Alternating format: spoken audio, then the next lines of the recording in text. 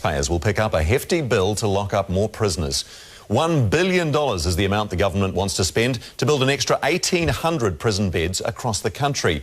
Most beds will be at a planned new facility at Waikeria Prison, which will have room for 1,500 inmates and is expected to open in 4 years' time under a public-private partnership.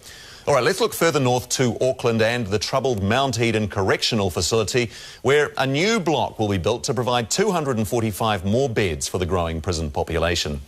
341 new spaces will come through double bunking, including 80 extra beds at Ngawha Prison in Northland and converting current facilities to make more room. Political reporter Katie Bradford has more details and reaction. Locking up more people is expensive. So the message is there, don't think you're going to get a jail-free card because you don't have enough beds, because we will have enough beds. At least the Minister hopes they will when $1 billion has been spent building space for 1,800 more beds. 3 years ago, 2 years ago, we probably thought that this would be avoidable. It's turned out that it isn't. You see, a few years ago the government predicted prison populations would fall and it mothballed some facilities. So why is it now expanding prison capacity? Increase in prisoner numbers is actually almost entirely remand prisoners. The number of sentenced prisoners is actually falling.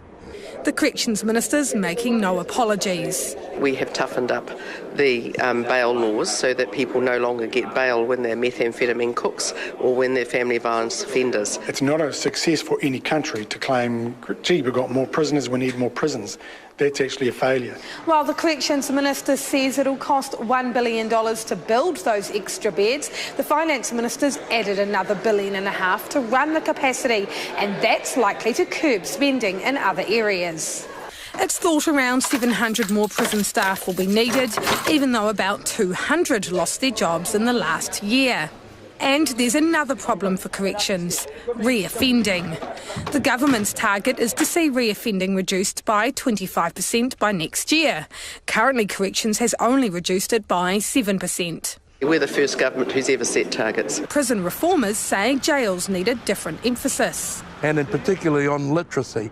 Half of our prisoners can't read and write, and that means they go out and offend.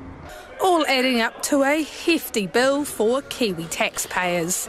Katie Bradford, One News. Police are investigating the death of a man after he was dropped off at the Whangarei ambulance station this morning. A number of people, including gang members, gathered at the cordon, some consoling each other. The 37-year-old was alive but in a critical condition when he arrived.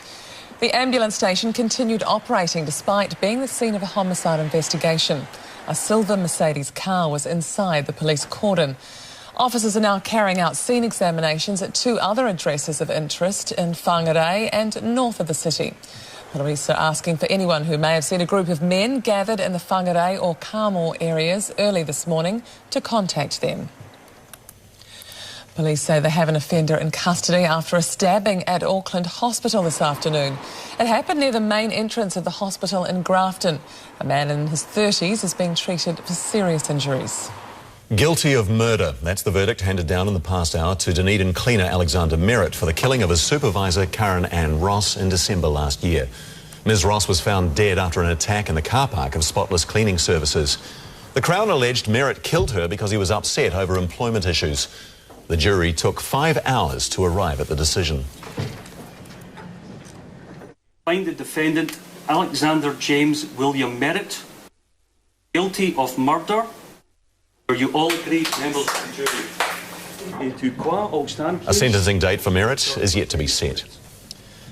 But the jury's still considering its verdict at the Australian trial of Gable Tostee, accused of murdering New Zealander Warina Wright during a Tinder date. The jury had more questions for the judge today, including one about a silver object Tostee was holding as he left his Gold Coast apartment. Across developments, Australia correspondent Ruth Wynne-Williams, who joins us now live from outside court in Brisbane. Ruth. Simon, there has been a lot of toing and froing here at the Brisbane Supreme Court today. We have just seen the jury return to court. They've asked 2 questions. The first, did Tostee putting Wright on the balcony of his home constitute removing her from his home? The answer to that question was yes. The second question was the jury has also asked was when acting to remove a disorderly person from the home starts. And the answer to that question was it doesn't matter. It's the second time that we have seen the jury today. The judge answered 4 questions for them this morning. Gable Tostee has pleaded not guilty, and we'll of course have all the developments for you as they come. In Brisbane, Ruthwin Williams, thank you. New figures out today show suicide in New Zealand has reached record levels. Young people figure high in the statistics. Political reporter Andrea Vance has one mother's story and her concern that not enough's being done to help those like her son. When Sam Ryan started stealing and smoking cannabis, it was a suicidal cry for help. He says apologise all the time and say, I'm so sorry, Mum, but some days it's the only thing that keeps me alive because just for a little while I don't feel so sad. Social workers stepped in. He said, I don't care, I just want to die. And she said, well, that's not my concern, Sam. Within 18 months, he'd taken his own life. Sam was 16. By the time our kids are getting to see counsellors, people that can actually help, they've gone from mildly not well to critical. Since Sam Ryan's death 5 years ago, New Zealand's suicide toll has only got worse. In the last year, 579 people took their own lives. That's 15 more than the year before. Almost 60 were children of school age. The stats are not a shock to anyone who works in this industry. Experts say that's because suicide is still taboo. This false notion that we don't want to traumatise our kids with talk about suicide, we don't want to expose them to suicide, is a myth. Our kids already know about suicide. It's their friends who are doing it. And stretched mental health services aren't helping. I mean, the Minister's response to this is going to be standard. We're throwing more money at the problem and we're talking to the communities. Bollocks. Strengthening the mental health system over time, so we've put in an extra $300 million. That's providing little reassurance. The problem with these statistics coming out today is nothing will change. Because you can't consistently not change anything and expect change to happen. And right now, those hurt by suicide see change going in the wrong direction. Andrea Vance, One News. And you can go to our website, One News Now, to find information on organisations providing help and support in dealing with suicide and advice about what you should do if you know someone at risk. 11 hours into the junior doctors' 2-day strike, hospitals report being busy but coping well with the extra demands. As for the striking medics, health reporter Laurie Mason found some trying to help patients away from the bedside while others took to the picket line. Right, is that in a good spot? They gathered early outside Christchurch Hospital. A show of solidarity from striking junior doctors, some having only just walked off the job. We were met at 6:30 by about 10 or 15 different consultants that come in to take over and cover for us while we're getting on with today's action. Senior colleagues seemingly happy holding the fort. They were quite looking forward to just reliving their youth and getting back to doing some day-to-day work. In Auckland, others chose to be community-minded. Working in the hospital, we got finite resources and one of them being blood, so I think it's a good thing to come out and give blood today.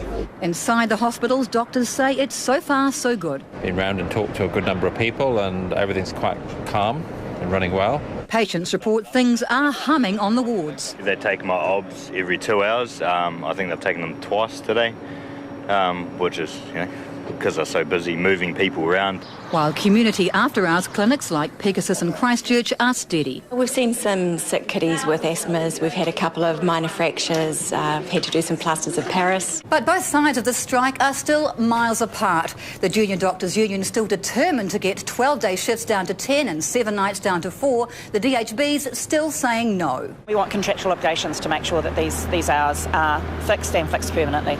We've heard what they've said, but we do not believe it's right to pay for those extra days off. There's dismay too at the union already indicating a second possible strike. I think it's atrocious actually. How much does that indicate that you actually want to settle this when you're talking about your next bit of action? But as the first strike night looms... We do have a couple of extra doctors on and we've got some standby capacity if we need it. Medics say they're as ready as they can be for whatever turns up. Laurie Mason, One News. And providing the country with more young doctors has sparked a turf war between New Zealand universities. Waikato University is pitching for a new medical school, but the two existing ones at Auckland and Otago universities aren't happy. Jessica March reports. At the moment, if you want to become a doctor, you can study at Auckland or Otago University. But Waikato University wants a piece of the action and is pitching to the government for help setting up its own med school at Waikato Hospital. We have shortages of doctors in provincial centres and in rural areas in general practice. The plan is to train 60 doctors a year. They'll need a degree, it can be any kind of degree, and then they'll train for 4 years. The hope is that most of them will become GPs and then go back into their communities to work. But the other med schools don't like it. Can you understand why? I can understand why, yes. Auckland University admits we need a new medical school, but says it already has 150 students based at Waikato Hospital and says they'd be booted out. And they really have nowhere else to go, so we have quite considerable concerns about what the effect of an additional program would have. We wouldn't crowd Auckland University completely out of Waikato Hospital. It's a very big hospital. Both universities say extra students would put severe pressure on training programs in hospitals. The two programs, Otago and Auckland, are struggling to find placements for those students at the moment. So it's a real challenge. Waikato University needs government funding. The minister says it's an interesting idea and he's looking into it. If they get sign-off, it will still be 7 years until Waikato sees its first med school graduate. Jessica Much, One News. The Americans are sending a Hollywood star here next month to celebrate our Navy's 75th anniversary. Get with the Samson. Yes, coming our way, not Liam Neeson, but the destroyer USS Samson used in the movie Battleship. It'll end America's 30-year boycott on naval ship visits because of our anti-nuclear legislation. US Vice President Joe Biden